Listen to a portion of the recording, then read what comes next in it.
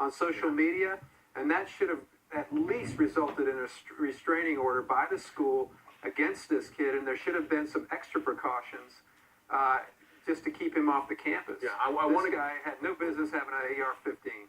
I want to get to that. We just have coming in now a reaction from Florida Senator Marco Rubio. He just tweeted the following quote: "Just finished update from Fed authorities on Florida school shooting. It is clear attack was designed and executed to maximize the loss of life." Josh Campbell, if I could go to you, you hear about that. For instance, this account that he pulled the fire alarm to get people out into the hallways, coming out of exits.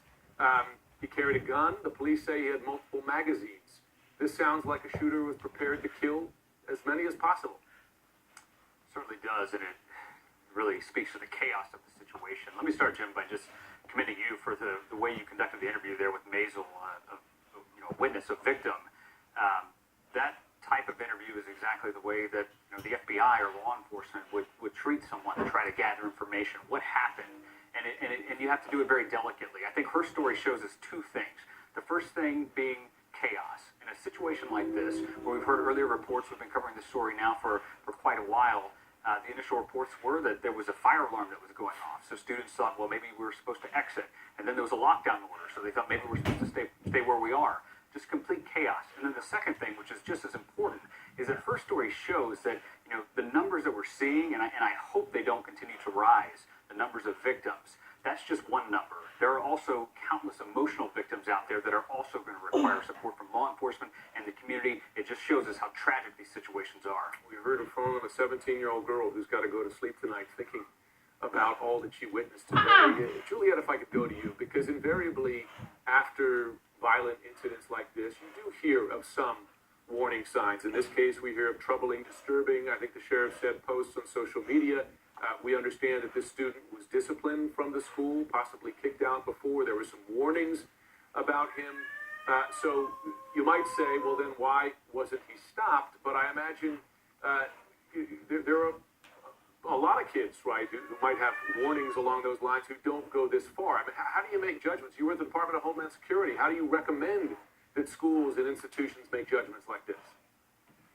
Well, I think what you have to do, because there was more than just warnings in this case. I mean, at least what we're finding out so far, and I'm sure that we're going to find out more, that this was a siren going off, both publicly and then obviously probably within his family and the community. So part of it is empowering community and family members to feel confident in speaking out about the potential of violence of this person. There's a lot of shame, concern, or maybe they've been ostracized from the family. It's the family's problem. I hate to admit that, because if the family does not take care of it, does not understand what's going on, and the propensity for violence, look at what happens. It extends past the family. We saw this in Columbine. Columbine was a case of a man with a lot of issues with his mother. That's what it was. And so part of this is just people feeling empowered to say something is terribly wrong here. And then on the school side, we're going to learn a lot, and I'm absolutely losing it tonight, Jim. I mean, I'm so sick of this. I cannot tell you. And I have kids in high school, in the urban public high school, so the school had sufficient sort of knowledge, and for whatever reason, they didn't feel empowered. The law enforcement wasn't giving them enough resources.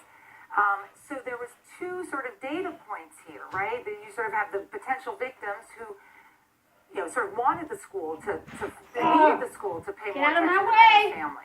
Yeah. I'm with you. I'm a parent, but whether you're a parent or not, it's just difficult to hear. It's difficult to watch. And again, Jonathan, this weapon, the AR-15,